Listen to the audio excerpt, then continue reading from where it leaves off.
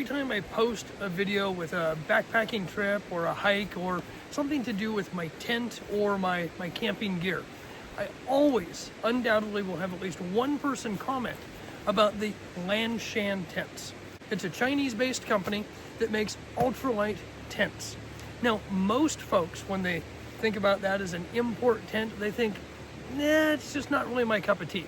And I'll be honest, I've been a little biased myself, and I thought, well, how good can this discount tent really be, right? A LANSHAN 1, which is what we have here today, can be picked up for under $150. And it's sub 2 pounds. Seems pretty awesome, doesn't it? A sub 2 pound ultralight backpacking tent for 150 bucks. I had to finally break down and give it a try. So recently on Prime Day, I picked it up on an even deeper discount. That's how I was able to justify purchasing another tent. And I have wanted to add into my gear a one-person tent just so I can get down to a smaller pack size when I go do an overnight adventure. And folks, I haven't pulled this out of the pack yet, so we're gonna look at it for the first time together. We'll set up the LANSHAN 1, and then we'll go over some of the specs and the features, the pros and the cons that I've been able to find out with my research. And then I would love to hear some feedback from you folks. If you have tried this tent yourself, what do you like and what don't you like about it? But enough talking, let's get into it. Let's break out this tent and see what it's all about.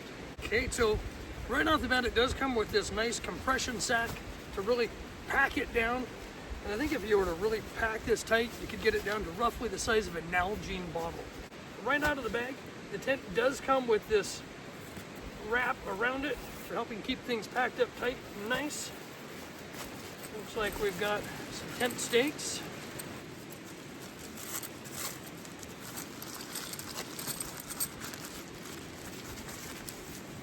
We've got some extra guy lines, and 1, 2, 3, 4, 5, 6, 7, 8, and 9 tent stakes.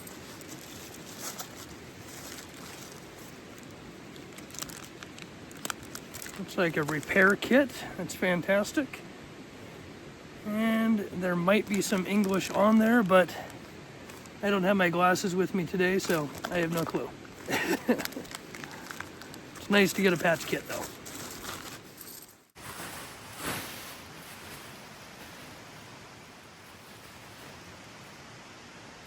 Now, it looks like the inner and the fly have separate attachment points. I'm going with the assumption that they're going to be staked out on the same line. So we're going to just hook those through the same loop, put a little bit of tension in them, and we can always tighten later.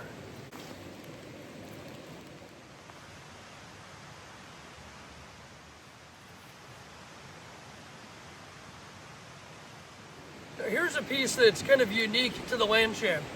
On the back side of the tent, there is a fifth point where you absolutely have to anchor it out. I guess I should have also mentioned, being a ultralight tent, the LANSHAN 1 is indeed a trekking pole tent, but it only requires a single trekking pole. Now, if you're not a trekking pole fan, you can buy some separate poles that you can use, collapsible poles. I actually thought about using my Durston pole, but thought that might get the community a little upset. So I brought my trekking poles along with me today, which I have been using more and more, and I'm finding they are another must-have in my kit. But I'm gonna set this. I don't remember what the exact height was, but we're gonna go prop it up and see if it works.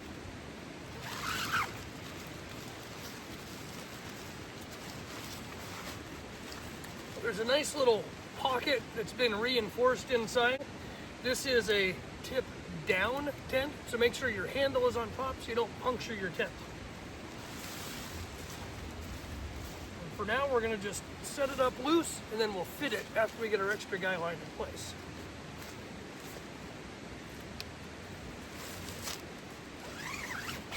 A unique feature for the LANSHAN is that there is a required guy line for the trekking pole itself. So this is to help add a little bit more of that shape and stability to the tent. Because again, it's a TP style tent. There's not a whole lot of extra space in here. So by ensuring that you have this guy line out, it's gonna optimize that space. Okay, let's talk about this guy line a little bit because it's kind of funky. And if you don't realize what you're doing, you're gonna make a mistake.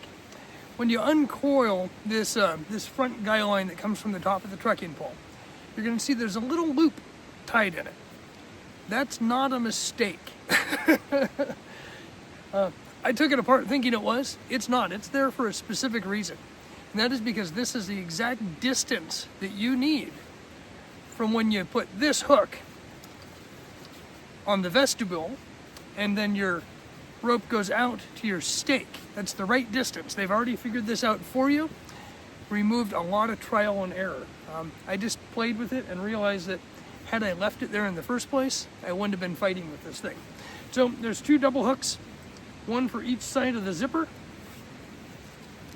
Then you take the end out. This is the part that your stake goes into, in the ground, and that's gonna give you the right distance. I'm gonna put it back together and then I'll show you what the tent looks like. Now that the tent is up, we're going to adjust the black straps on the fly and make sure it is nice and snug and that you've got some nice sharp lines here. Once we get the outer fly set, then we'll take a look at the inner and make sure the bug net is nice and straight and that there's no areas touching the inner and the outer. That way you don't have any condensation issues.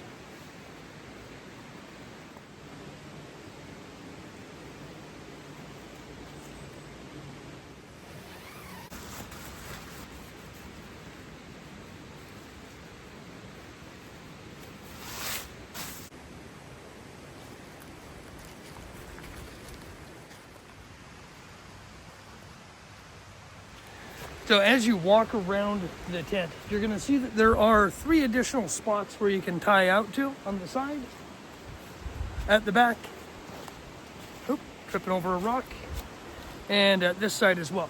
Now, Lanshan does provide you with 3 tent stakes and the guy lines to do so, and they highly recommend it for a very specific reason. And we're gonna get into that in just a minute. Before we climb into the tent, let's go over some basic specs. The rainfly is made out of a 15 denier silicone coated nylon. The internal floor is a 20D silicone coated nylon. So nice and thick and hardy. You don't have to worry about any major punctures, but obviously like any tent, you're gonna want to make sure you prepare the ground before you set up your tent, which I didn't do a very good job of today, but I don't plan on actually sleeping in it all night, so that's fine. The footprint itself, you are 11 feet 8 inches wide by 4 feet 7 inches deep. This is gonna fit in even the smallest camping site you could find. Great for those overnight adventures where you might not have a designated campsite and you're just looking for a clearing out in the forest. Now, when we climb into the tent, you're gonna notice that it actually has a double entry on the door, even though there's only a single entry point. It is kind of a controversial trekking pole setup because some folks love it and some folks hate it when the pole is right in the middle of their entrance.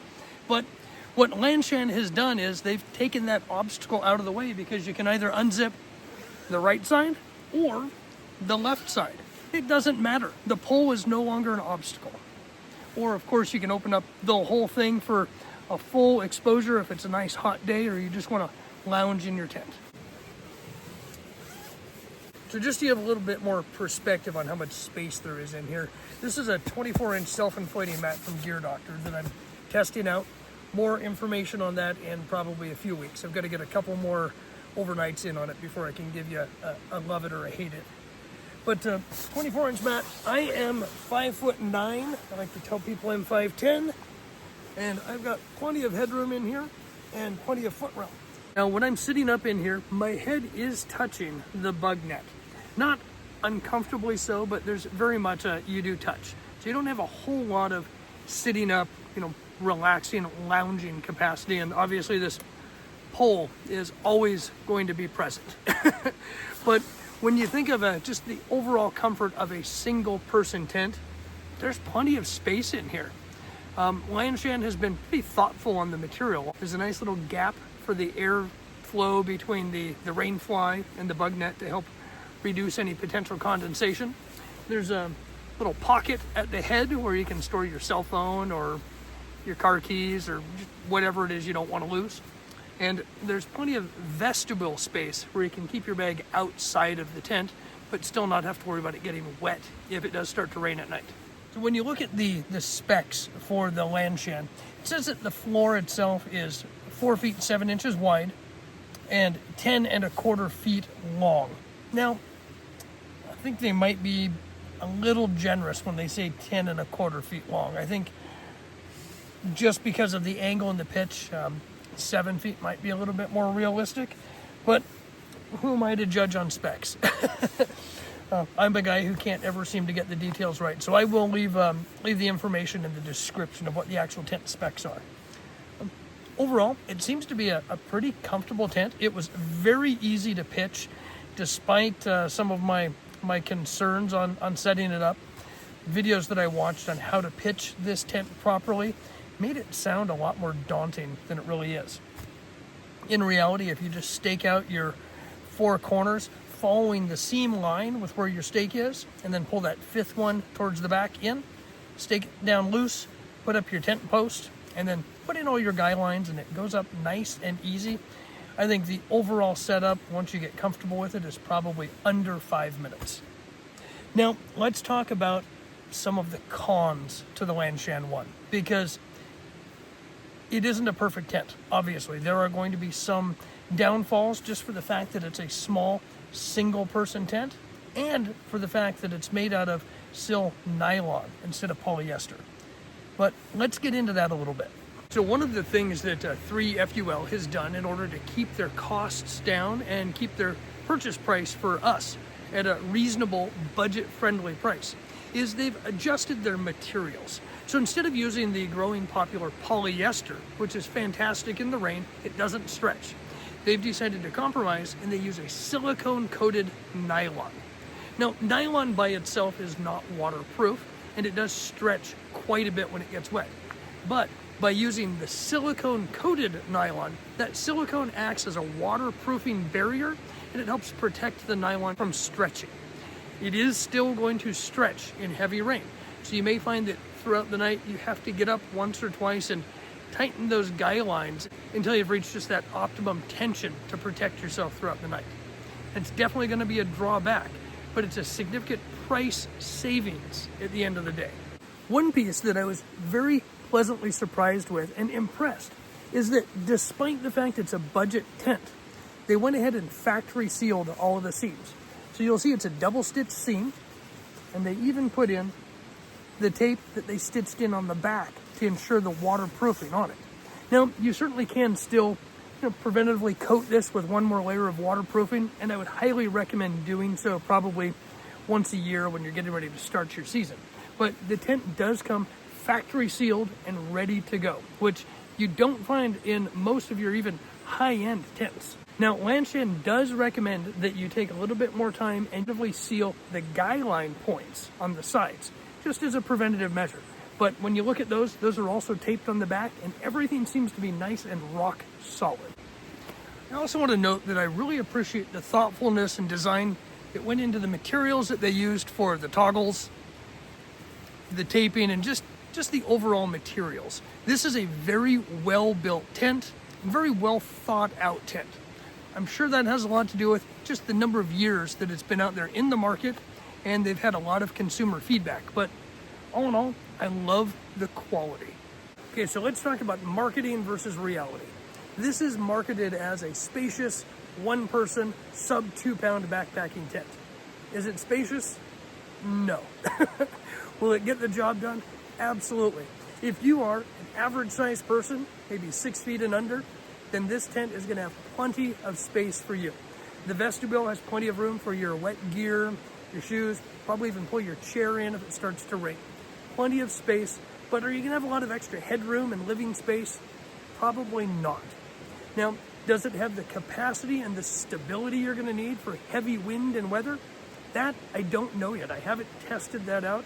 I'd love to hear from you folks if you've had it out in any extreme conditions and how it held up. The sil nylon isn't ideal, but it is a good quality material that many tent manufacturers use, and a lot of us have come to trust and rely on over the years. Now, at the very beginning of the video, I said that this was a sub 2-pound ultralight tent, and it is, but just barely.